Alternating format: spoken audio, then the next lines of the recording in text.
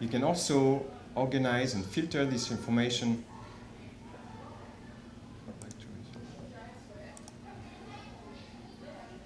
using the advanced search section. So if you are interested to know how many annelids we have on a website, you can click here. If you're interested to know which of our species includes models, you can click here. So you can sort all this information in one easy way.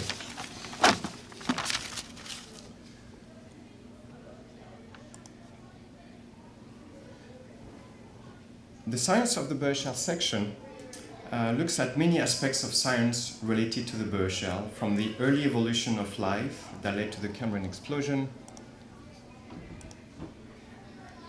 to the location of the deposits today, with an overview of the Burgess Shale ecosystem and an explanation of how the fossils were preserved.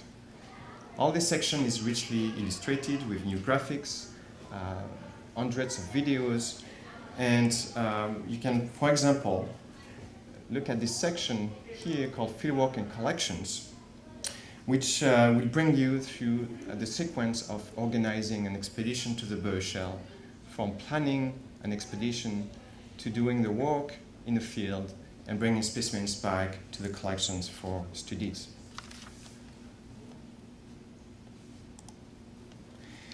The history section covers all aspects of fieldwork and research from the 19th century to today, giving visitors a sense of the changes in techniques and technology used to excavate and study fossils.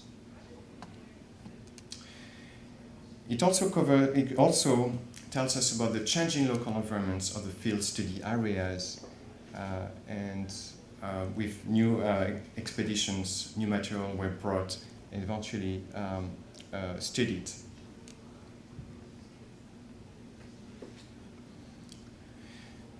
Now, this section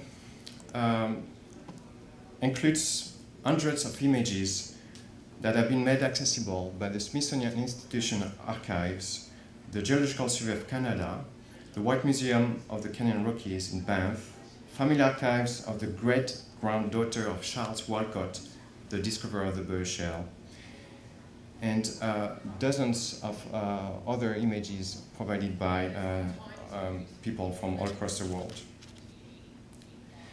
So the ROM has played a key role in the study and research on the Burgess Shale since 1975.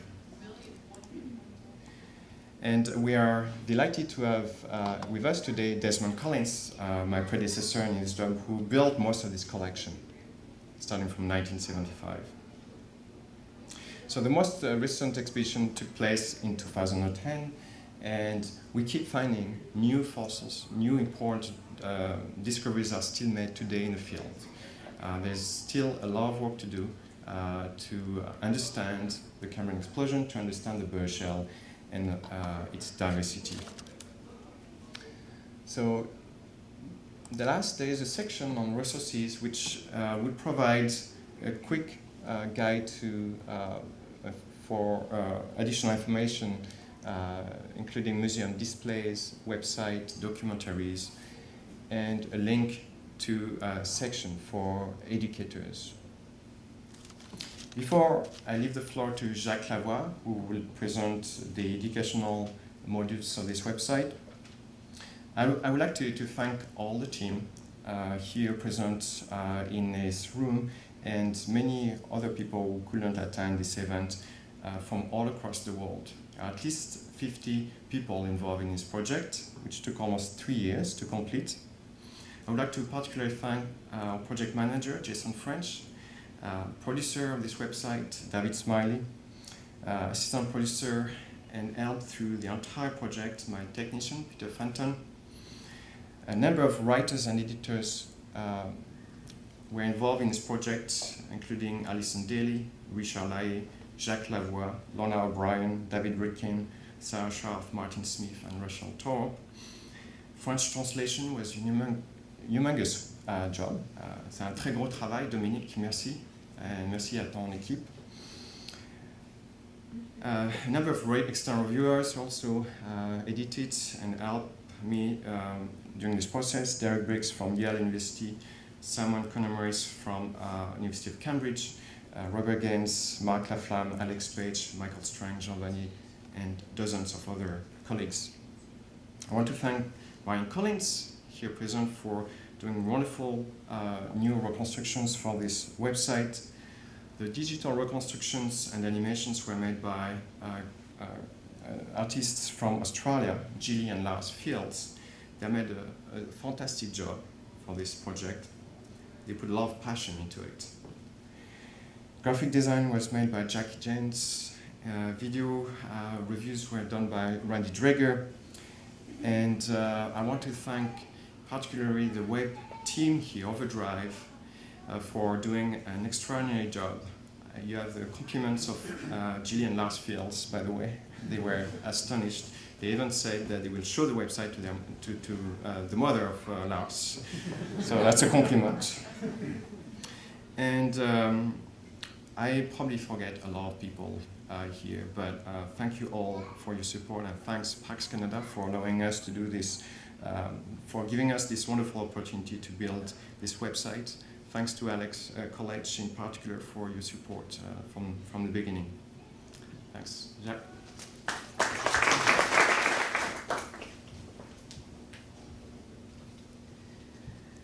Good morning, bonjour. So my name is Jacques Dubois. I'm a teacher here at the ROM, and I had a great pleasure to work on this project. And as Jean-Bernard indicated, there is a whole component that deals with this as a resource, a great resource for teachers, educators, and students as well. Anyone who wants to do some research, there's amazing information there. I'm going to take you on a tour of the section that deals with the resources for educators and students and so on. As the Burgess Shale is a great resource for teaching, we developed essentially a whole component for the Teachers Center of the Virtual Museum of Canada, and it really reflects somewhat the kind of creatures that are found in the Burgess Shale, you know, where they have different kinds of body parts that sounds maybe a little bit weird to us. So this website pretty much reflects that, because there is two heads basically. There's a science head and there's a history head. And they each have their own limbs, and different number of limbs. Now what happens is that there is a science story to tell, of course. There's the whole idea behind the Earth history. There's a story behind the fossilization, the creatures that are found there, and so on. So we want to tell that story, and so we picked some specimens here that are absolutely spectacular. And the idea is that if I bring you to see the first one, the first module of 5, the images should be showing up with that as well. So we chose Mirella splendus as the first specimen that we should talk about, and adding the information about the specimens, the discovery of the specimens, and how it's been studied. We look at the reconstructions of the specimen, and we also look at the environment where it was found. We learn about the Precambrian period, and so on and so on. So it's a great resource for teachers. Students who are doing research. There's tons of information, highly visual, and we love visuals because we're teachers. So now going to further down, of course these can open.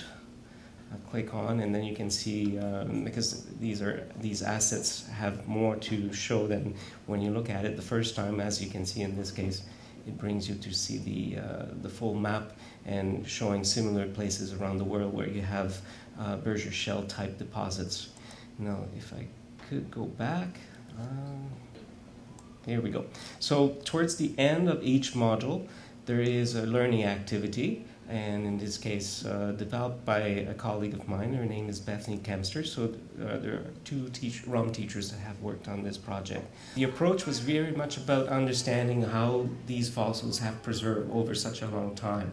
So this question comes up all the time: how do they preserve? And the fact that they might sometimes even be in detached parts which can lead to interpretations that can change over time, I think there's a story there, and that's why this one was selected to talk about the changing interpretation of this specimen. So great stuff on fossilization. And then let me take you to Opabinia. That's the third specimen that has been selected. And again, talking about Earth history, fossilization, the environment in which these creatures evolved. So a great resource for teachers of those subject matters. Now, I'd like to take you to the next module, which has to do with innovative photography in the Rocky Mountains, because when we worked on this project, we thought that there's an interesting story to talk about, the technologies that we use at the time, and especially the panoramic camera that Walcott used. And there's a Canadian connection with that too, because there have actually been Canadians that have helped to develop the panoramic camera. Now, this camera is made by Kodak. Kodak is an American company, but we always look for a Canadian connection, and we found it. So, and actually it's an Ontario connection as well. So even better. Now we have, so this site takes basically the educators, the students, into how the panoramic camera was used on different locations and why this was so important. Just looking again at the circuit camera here, which Doron also has an example of, and of course there are a lot of pictures of the family, which was involved in the whole process of the discovery. And Jean Bernard here is talking to us about the circuit camera and how it functions. Now, let me take you to the last module, which I think is very fascinating. It's referred to as a tale of Western expansion and scientific exploration, because in doing this, we were looking at how did the circumstances in which the discovery of the Burgess Shale was possible. And there's a whole connection with the story of the CPR being built, and whereabouts in the Rocky Mountains that line was where the CPR was going to be built.